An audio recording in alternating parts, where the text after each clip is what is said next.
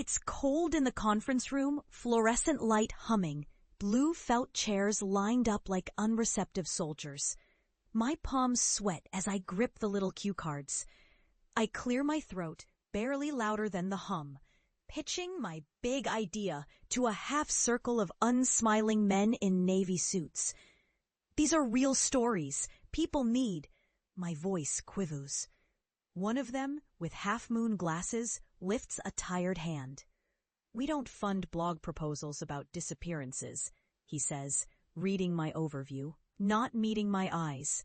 "You're barely out of grad school. No bylines. Why would anyone confide in you?" A polite ripple of laughter, felt more than heard, spreads among the panel. Heat climbs up my neck.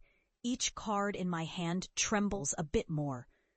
"It's not just a blog," I begin, throat tight, but they're already packing up. One, younger, with a pink tie, waits until I step off stage, then murmurs, "Maybe try something smaller. Something more realistic." His tone is less cruel than pitying. He slips me a card for a content farm. "Consider writing about restaurants, matey." The elevator down is slow. Everyone's talking quickly, getting away, as if I've made the air heavier. When I step outside, there's drizzle. The neon of Gangnam is blurred, reflected in rain-slicked sidewalks. That night, in my one-room goshiwon, I press my forehead to the cold desk and listen to the insistent drip from my neighbor's bathroom through the paper-thin wall. Messages pop up in the family chat. My father, "How was the presentation?" I don't answer. I just type "good" and mute the chat. But outside that window, hunger gnaws through my gut, sharper than embarrassment. There's a place under Noryangjin Bridge I go for ramyeon when money's tight. Always feels like last resort. Other outcasts meet my eye with deadpan solidarity. I go anyway, curling over the steaming bowl, glasses fogged. I check my inbox for freelancers wanted. I wonder if the adults back home in Nowon ever feel like this, publicly humiliated, confused. I picture my grandmother's kitchen, with dried omak on the counter and the calendar pinned with my brother's graduation date in fat marker. When I asked to be let out of Hakwon early to interview a missing girl's mother, my mother's mouth became a puzzled line. "Everyone has ambition, Mingjun, but at some point you have to grow up." The next day, I take the subway with my camera and notepad, chin drawn in. I try another lead, a woman in a yellow apartment building in Unpyeom who messages me to say her teenage son went missing 3 years ago. No response at the door. I linger, staring at the glazed glass, the texture of years pressed into the mullioned paint. After a while, a neighbor passes, scanning me. "You're the reporter? Leave those poor people alone. No one wants to be in your little YouTube." I keep walking, shrinking further inward with each step. That summer, I take on clickbait articles about best samgyeopsal in Hongdae. My heart isn't in it, but there are bills. My phone is mostly silent now, messages from home slow to a trickle. My father tells me that a friend's daughter has landed a job at KBS. "Solid job, not risky," he adds. Sometimes I skate the edge of giving up. One night, I go up on the Han riverbank and sit, scarf wound tight, watching the city glow on the water. I cry ugly, hiccuping. I text, "sorry," to my own unsent draft, then delete it, furious at myself for even considering surrender. My brother rings me for the first time in months. His voice is bright, rehearsed. "Mom thinks you should come home for Chuseok." I wince. I'm working that week. He sighs. "She just worries, you know. You could always do something else." "I don't want something else," I whisper. The phone call fizzles awkwardly. I sit a while longer, letting the chill sink in. A year passes, marked by failures, but small seeds of hope wedge themselves between the cracks. A chance contact at a local paper lets me sit in on a case involving a ring of counterfeit university diplomas. I file a story, then another. Each is a pebble in a nearly bottomless bucket, but when they hit just right, They make a hollow sound that feels almost substantial. I begin to find patterns, names recurring, reported runaways subtly uninvestigated. Reappear as victims in fraud cases. I start compiling files at night in my cramped room, sticking post-its to a metal rack. Park, construction site. Jin-hee, last seen subway exit 6. Still, skepticism shadows me. My high school friends uninvite me from their group chat, mumbling that I never talk about fun things anymore. My uncle, who runs a bakery in Mongudong, sends job opportunity links. Each is for basic clerical work. I call up the missing girl's mother, Jeong-sook, again after months of silence. This time she answers. I introduce myself, voice shaking. I want to tell your story, not exploit you. I want to find her. When I arrive, Jeong-sook is weary but lets me in. She makes tea, barley, bitter, and fragrant. Her apartment is silent, sanitized. The last family photo pushed behind a cheap candlestick, as if hiding would ease the pain. She answers my questions haltingly, interspersed with long silences. Her daughter, Mi-rae, left to meet a friend and vanished. She wasn't even carrying a bag. The police assumed she'd run away. Her mother insists that's impossible. After 3 hours, I stand to leave, ashamed at how little I've accomplished. As I bow in thanks, Jeong-sook clutches my sleeve, whispering, "Don't forget her name. Others already have." I say I won't, and for the first time in months, I feel not emptied out, but called.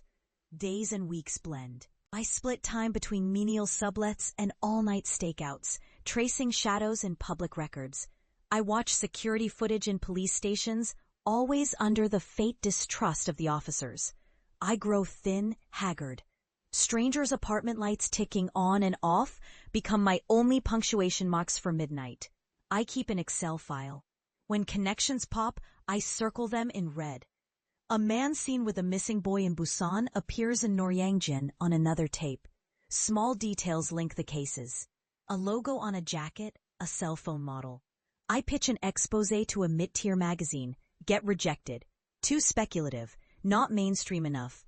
Write about K-pop, they suggest. But now I'm obsessed. I track night buses, hang around internet cafes. My leads begin bearing weight, and I build a network of the forgotten. The mothers, the sisters, those who were never interviewed in the first place. I fall behind on rent, borrow money, beg for extra freelance work, and eat whatever's cheapest. I stop calling home. It's just easier. The city becomes both enemy and confessor. The lights mock me. But every so often, a thank you arrives, a message from a family, a tip from a woman who lost her brother. Their hope is a heavy thing to carry.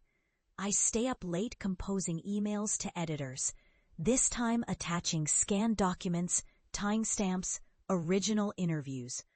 One night I hit send all to 20 contacts, offering every scrap of what I've uncovered about systemic neglect and the ties between illegal job recruitment and missing youths. A week later, one replies.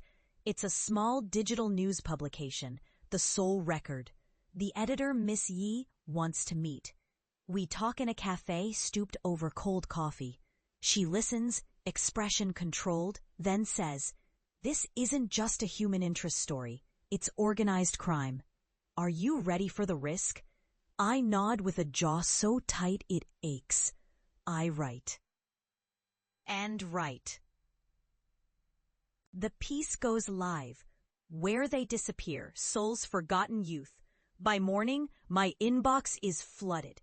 2 other families reach out. More missing persons, more names.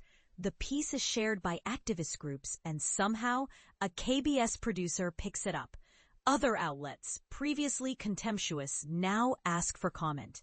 My byline appears under headlines, first in smaller graying font, then bolder. Still, the checks are modest. My parents don't call, but for the first time, no one openly laughs at my determination. Then something inevitable and awful happens. I get a threatening message on KakaoTalk. Grainy photos of my own apartment door. My hands shake as I call the police, feeling suddenly as small as I did after that first pitch failed. But Miss Yi stands by me. The police assign a plainclothes officer to my block for a week. For all the terror, I can't stop. I finish a follow-up piece linking a construction conglomerate to illicit labor rings and missing minors. The police quietly reopen 2 cases. After this, doors open wider. I'm invited to speak on a panel. I don't stutter this time. A television segment features me and Jeong-sook. She holds my hand, crying quietly on air. We read Mireille's name out loud. Later, a tip comes in, and the police locate a runaway girl whose story resembles Mireille's, except she's alive. Traumatized but safe, I attend the press conference, standing at the back, out of camera shot. Still, my eyes blur with tears that feel like someone else's. It's 4 years from that humiliating pitch before I go back to Nowon. My career is steady now. I write for a national magazine. My parents have started answering the phone when I call.